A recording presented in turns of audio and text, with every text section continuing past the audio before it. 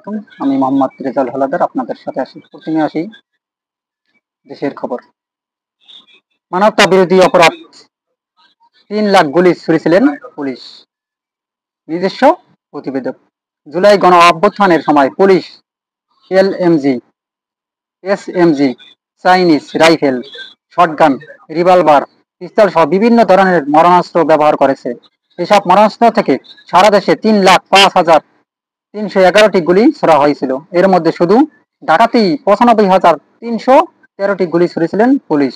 গণ অভ্যুত্থানের সময় সংগঠিত মানবতা বিরোধী অপরাধের ঘটনায় ক্ষমতাচ্যুত প্রধানমন্ত্রী শেখ হাসিনা ৩ আসামির বিরুদ্ধে করা মামলার তদন্ত কর্মকর্তা মোহাম্মদ আলমগীর আজ সোমবার আন্তর্জাতিক অপরাধ ট্রাইব্যুনাল ১ এ দেওয়া জবানবন্দিতে এই তথ্য উল্লেখ করেন। তিনি এই মামলার ৫৪তম ও সর্বশেষ সাক্ষী হিসেবে জবানবন্দি দিয়েছেন। গত রোববার থেকে তার জবানবন্দি রেকর্ড করা শুরু হয়। আগামীকাল মঙ্গলবারও তার জবানবন্দি রেকর্ড করা হবে। বিচারপতি মোহাম্মদ গোলাম মর্তুজা মজুমদারের নেতৃত্বাধীন আন্তর্জাতিক অপরাধ ট্রাইব্যুনাল ১ এ তদন্ত কর্মকর্তারা জবানবন্দি গ্রহণ করা হয়।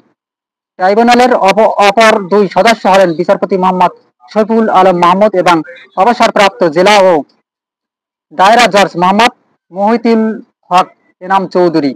পুলিশের ব্যবহার করা গুলি ও অস্ত্রের বিষয়ে জবানবন্দিতে তদন্ত কর্মকর্তা মোহাম্মদ আলমগীর হোসেন বলেন, ছাত্র জনতার ওপর ব্যবহার করা অস্ত্র ও গুলির বিষয়ে তিনি পুলিশ সদর দপ্তর থেকে ২১৩ পৃষ্ঠার একটি প্রতিবেদন পান। সেই প্রতিবেদনে পুলিশের ব্যবহার করা মারণাস্ত্র ও গুলির বিষয়ে বিস্তারিত তথ্য উল্লেখ করা হয়েছে। র্যাবের সদস্য দপ্তর থেকে হেলিকপ্টার ব্যবহার করে সংক্রান্ত প্রতিবেদনে পাওয়া কথা জবানবন্দিতে উল্লেখ করেন তদন্ত কর্মকর্তা। লক্ষ্য নির্ধারণ করা হত্যা। জবানবন্দিতে তদন্ত কর্মকর্তা মোহাম্মদ আলমগীর হোসেন বলেন, তদন্তকালে সংগৃহীত তথ্য, জব্দ করা আলামত, পত্রপত্রিকা, ভিডিও ফুটেজ, অডিও ক্লিপ, বিশেষজ্ঞ রিপোর্ট, বিভিন্ন প্রতিবেদন, শহীদ পরিবারের সদস্য, আন্দোলনের আহত ব্যক্তি এবং মামলার আসামি পুলিশের সাবেক মহাপরিদর্শক চৌধুরী আবদুল্লাহ আল মামুনের স্বীকারোক্তিমূলক জবানবন্দি পর্যালোচনা করা হয়েছে। পর্যালোচনায় উঠে এসেছে, আন্দোলন চলাকালে ব্যাপক মাত্রায় ও পদ্ধতিগতভাবে এবং লক্ষ্য নির্ধারণ করে নিরীহ নিরস্ত্র ছাত্র জনতাকে আক্রমণের মাধ্যমে এর শতাধিক অর্থাৎ ১৫০০-র মতো মানুষকে হত্যা করা হয়েছে। মোহাম্মদ আলমগীর হোসেন বলেন, প্রাণঘাতী অস্ত্র ব্যবহার করে হাজারো ছাত্র জনতাকে মারাত্মক জখম করা হয়েছে, পাশাপাশি অঙ্গহানি করা হয়েছে। এছাড়া বেআইনি আটক, নির্যাতন, মিথ্যা মামলা, অপহরণ, মৃত্যু ও জীবিত মানুষকে একাত্রে পুড়িয়ে দেওয়া হয়েছে। চিকিৎসা, মৃত মানুষের জানাজা ও শেষকৃত্যে বাধা দেওয়া হয়েছে। তদন্ত কর্মকর্তা তা জবানবন্দিতে বলেন, মৃত্যুর কারণ পরিবর্তন করতেও সংশ্লিষ্টদের বাধ্য করা হয়েছে। মৃত ব্যক্তিদের পরিবারের লাশ শনাক্তের সুযোগ না দিয়ে বেওয়ারিশ আখ্যা দিয়ে দ্রুত লাশ দাফন বাধ্য করা হয়েছে। অনেকের কাছ থেকে জোর করে স্বীকারোক্তি আদায় করা হয়েছে। হাসপাতালে আহত ব্যক্তিদের উপর হামলা করা হয়েছে। আন্দোলনরত ছাত্রীদের উপর যৌন নিপীড়ন সহ অন্যান্য মানবতা বিরোধী অপরাধ সংগঠিত করা হয়েছে। গ্রেনেড নিক্ষেপ করার তথ্য। ট্রাইব্যুনালে ২টি ভিডিও প্রতিবেদন প্রমাণ হিসাবে উপস্থাপন করা হয়। একটি প্রতিবেদনের বিষয়ে তদন্ত কর্মকর্তা মোহাম্মদ আলমগীর বলেন, যাত্রাবাড়ী থানায় সামনে নিরীহ নিরস্ত্র অসংখ্য ছাত্র জনতার বিনা উস্কানিতে পুলিশ গুলি করে হত্যা করেছে। তাদের ওপর গ্রেনেড নিক্ষেপ করার দৃশ্য দেখা গেছে ভিডিওটিতে।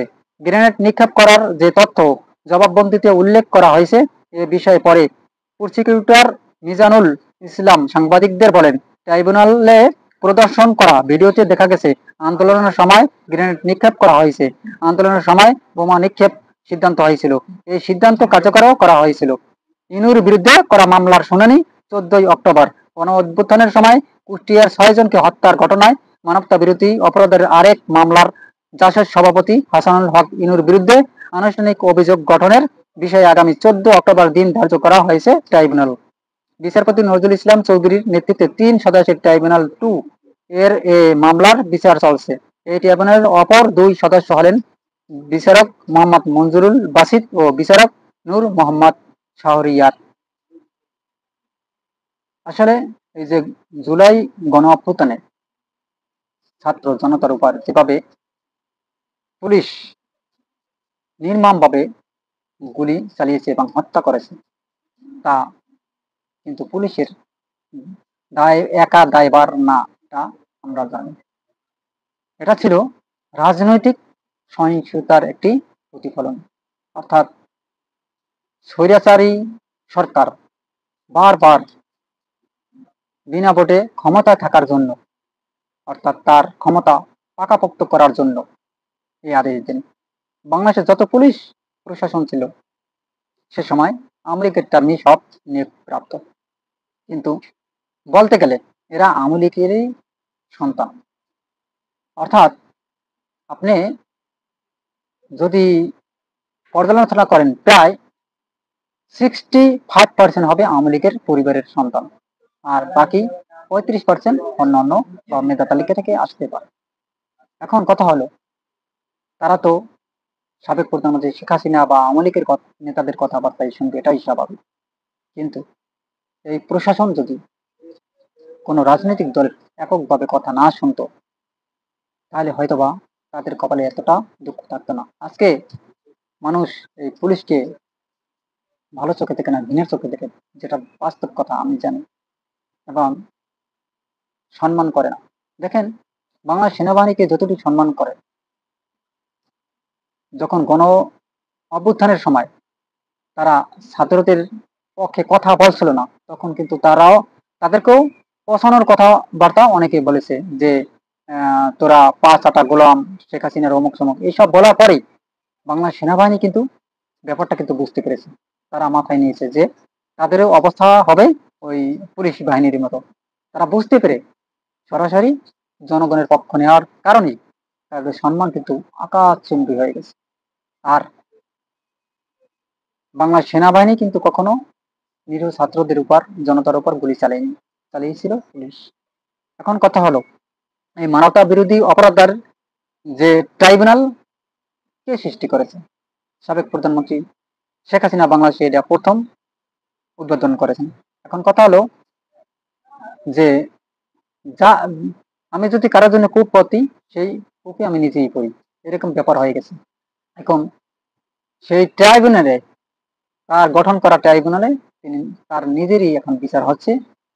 যেভাবে বিচারের সাক্ষী, আলামত, ভিডিও ফুটেজ মানে শক্তপোক্ত ভাবে তৈরি করা হয়েছে, তাতে মনে হয় তার কনফার্ম যাবজ্জীবন জেল হবে, এটাই স্বাভাবিক। সুপ্রিয় দর্শক, আপনারা কি মনে করেন? জুলাই গণ অভ্যুত্থানের সময় পুলিশের এই মারাত্মক অপরাধ কি সঠিক ছিল না ভুল ছিল? অবশ্যই কমেন্টের মাধ্যমে আপনারা জানাবেন। এবং আমি বর্তমানে সকল প্রশাসনের উদ্দেশ্যে একটি কথা বলি, যারাই নির্বাচনে আসুক, আপনারা নিরপেক্ষভাবে জনগণের পাশে দাঁড়ান, দেখবেন আপনাদের সম্মান কখনোই কমবে না, ইনশাল্লাহ বাড়বে, যদি সৎভাবে জীবনযাপন করে থাকেন। সুপ্রিয় দর্শক, যদি ভিডিওটি ভালো লেগে থাকে আমার চ্যানেলটি সাবস্ক্রাইব করুন, লাইক ও শেয়ার দিয়ে আমার পাশে থাকুন। আজ এ পর্যন্তই। আসসালামু আলাইকুম ওয়া রাহমাতুল্লাহি ওয়া বারাকাতুহু।